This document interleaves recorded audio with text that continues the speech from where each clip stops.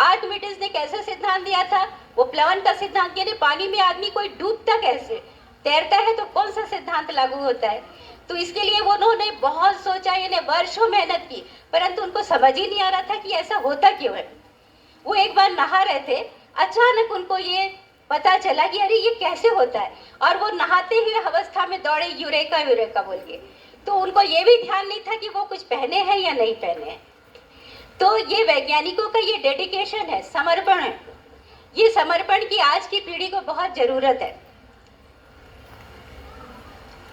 तो अब ये जितने भी संचार उपकरण हैं, हमको मौसम का पूर्वानुमान हो जाता है। 3 महीने पहले कहाँ तूफान आएगा, 3 महीने बाद कहाँ आएगा, वो किस तट से टकराएगा, उसकी गति को हम कैसे मोड़ सकते हैं। हमारी पृथ्वी में कोई ग्रह आके टकराने वाला है, कोई क्षुद्र ग्रह आने वाला है, उसकी गति को वैज्ञानिक मोड़ देते हैं। तो ये कैसे संभव होता है? वैज्ञानिक आविष्कारों की वजह से, जो हमारे पृथ्वी के चारों ओर उपग्रह चक्कर लगा रहे हैं, ये संचार और प्रतिप्रकल की सूचना हमको देते हैं। ये संभव हुआ है वैज्ञानिकों के डेडिकेशन से। तो आज विज्ञान दिवस में आप सभी को मैं विज्ञान दिवस की बधाई देती हूँ, शुभकामना देती हूँ, और मैं चाहती हूँ कि विज्ञान दिवस में आप में वो समर्पण की भावना जागृत हो। ये सब बताने का मेरा उद्देश्य यही था कि वो समर्पण रहे। आज बच्चे रील बना लेते हैं, उसी में खुश रहते हैं। बेटा ये कोई जिंदगी तो नहीं है ना? कोई एक एम होना चाहिए, लक्ष्य होना चाहिए। कल्पना चावला ने कहा था कि सपनों में ही सफलता का मार्ग छुपा हुआ है, बस आपको दृष्टिकोण चाहिए उस तक पाने का। तो ये दृष्टिकोण आप में जागृत होना चाहिए। तो हर साल साइंस डे का एक विशेष थीम होता है, जिसके तहत हम साल भर काम करते हैं। तो इस साल की साइंस डे का थीम है विमेन इन साइंस कैटलाइजिंग विकसित भारत, यानी विज्ञान में महिलाएं विकसित भारत के लिए उत्प्रेरक। यानी 2047 का जो विकसित भारत का लक्ष्य हम तभी प्राप्त कर सकते हैं जब उसमें महिलाओं की समान भागीदारी हो। अभी हम हर क्षेत्र में, वैज्ञानिक क्षेत्र में देखते हैं कि महिलाओं की भागीदारी थोड़ा कम है। 28% पहले थी, अभी 31% हुआ है। तो ऐसा क्यों हो रहा है? ये जो थीम है, इसको लाने का मुख्य उद्देश्य है कि हमारी बच्चियों में, हमारी लड़कियों में ये भावना जागृत होना जरूरी है बेटा, कि हमको आगे आना है।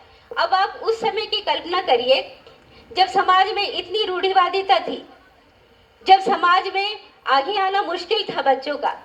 उस समय बहुत सारी महिलाओं ने सारी रूढ़िवादिता को तोड़ा और साइंस के क्षेत्र में बहुत काम किया। इसमें पहला नाम आता है कमला साहनी का। कमला साहनी 1939 में उन्होंने साइंस में पीएचडी की, डॉक्टरेट की, और साइंस के क्षेत्र में बहुत काम किया। क्या उनको सामाजिक बेड़ियां नहीं थी क्या उनके जिसमें? परंतु उन बेड़ियों को उन्होंने तोड़ा। बेड़ियों को तोड़ने का मतलब है कि अपने ऊपर हावी नहीं होने देना चाहिए, अपनी मर्यादाओं को पहचान कर उस क्षेत्र में आगे बढ़ना है। आज महिलाओं को शासन भी चाहता है कि महिलाओं को सभी और समान भागीदारी मिले, ताकि जो 2047 का विकसित भारत का सपना है वो बिना उनकी भागीदारी के संभव नहीं है। चलो मैं आपसे एक क्वेश्चन पूछती हूँ कि आपका पसंदीदा क्रिकेटर कौन है? कौन? वाह, वेरी गुड। और एक आध साइंटिस्ट का नाम बताइए। चलो एक ही वैज्ञानिक का नाम बताइए। Albert Einstein, very good. देखो सारी बच्चियों ने किसका नाम लिया? विराट कोहली का, सचिन तेंदुलकर का, परंतु किसी ने भी मिताली राज का नाम नहीं लिया, किसी ने भी अमनदीप कौर का नाम नहीं लिया, स्मृति मंधाना का नाम नहीं लिया। तो बच्चों, ये भी लड़कियां हैं जो भारत का नाम आगे बढ़ा रही हैं। वैज्ञानिकों में हम जानते हैं कि विक्रम साराभाई अंतरिक्ष में उन्होंने बहुत काम किया। हरगोविंद खुराना का नाम जानते हैं, होमी जहांगीर भामा का नाम जानते हैं, और सीवी रमन, जिनके कार्यों के लिए आज हम विज्ञान दिवस मना रहे हैं। सीवी रमन ऐसे वैज्ञानिक थे जिन्हें भारत को, जब पूरे एशिया को पिछड़ा समझा जाता था, उस समय उन्होंने रमन इफेक्ट दिया 1928 में, और 1930 में उन्हें फिजिक्स का नोबेल प्राइज मिला, जो पूरे एशिया में भारत में पहला प्राइज था। रमन प्रभाव क्या है ये तो आप सभी जानते होंगे। यदि सरल शब्दों में कहें तो प्रकाश की किरण जब किसी पारदर्शी माध्यम से टकराती है तो उसका प्रकीर्णन हो जाता है। ये लॉज ऑफ रिफ्रैक्शन काम करता है इसमें। इससे क्रिस्टल को अंदर से जानने का मौका मिला, यानी क्रिस्टल की संरचना कैसी होती है, जिससे बहुत सारे आविष्कार संभव हो चुके। रमन प्रभाव ये हमारे देश के लिए, हमारे विज्ञान के लिए एक मील का पत्थर था। तो ऐसे बहुत सारे वैज्ञानिक हैं, परंतु हम अपनी महिला वैज्ञानिकों को नहीं जानते, ये भी एक विडंबना है। तो इस साल का जो थीम है वो महिलाओं के लिए समर्पित है। तो आप लोगों को तो खुश होना चाहिए कि ये आपके लिए ये थीम, तो आप में ये जागरूकता होना चाहिए। हमारी महिलाएं हर क्षेत्र में आगे है। यदि मैं कुछ महिलाओं के नाम बताना चाहूँगी जिनका नाम मैं लिख के लाई हूँ, हो सकता है मैं भूल जाऊँ इसीलिए।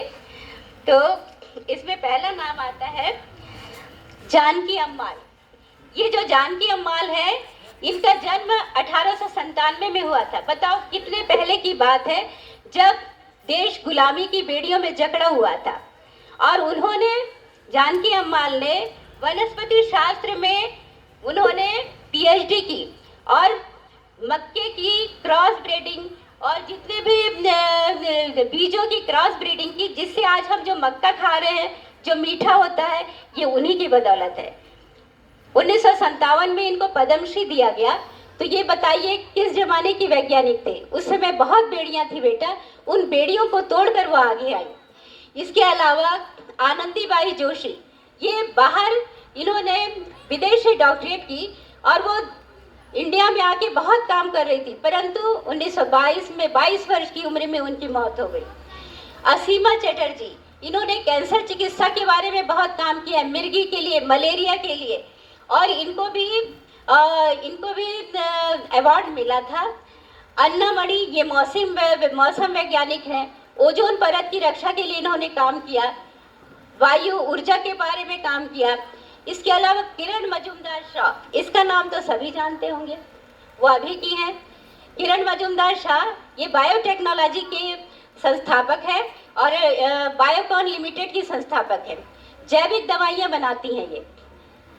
इसके अलावा बहुत सारी वैज्ञानिक हैं जो कि स्टेम के क्षेत्र में बहुत आगे बढ़ रही हैं, और शासन चाहती है कि स्टेम के क्षेत्र में लड़कियां आगे आए। व्हाट इज स्टेम बेटा? यू नो, स्टेम मतलब science, technology, engineering and mathematics. इस क्षेत्र में बच्चों को आगे जाना है। जब हम पढ़ते थे ना, तब क्या था मालूम? गणित कोई नहीं लेता था, और हमारा जो गर्ल्स स्कूल है, बॉयज स्कूल अलग होता था, वहाँ पे एक भी लड़की नहीं जाती थी, और इंजीनियरिंग कॉलेज में एक लड़कियाँ नहीं रहती थी। तो सारे लड़के कहाँ जाते थे? गर्ल्स कॉलेज घूमने। तो आजकल क्या है, आजकल मगर अब ऐसी बात नहीं है, सारी लड़कियाँ बराबरी से गणित भी ले रही हैं, टेक्नोलॉजी में भी आगे हैं, हर क्षेत्र में आगे बढ़ रही हैं।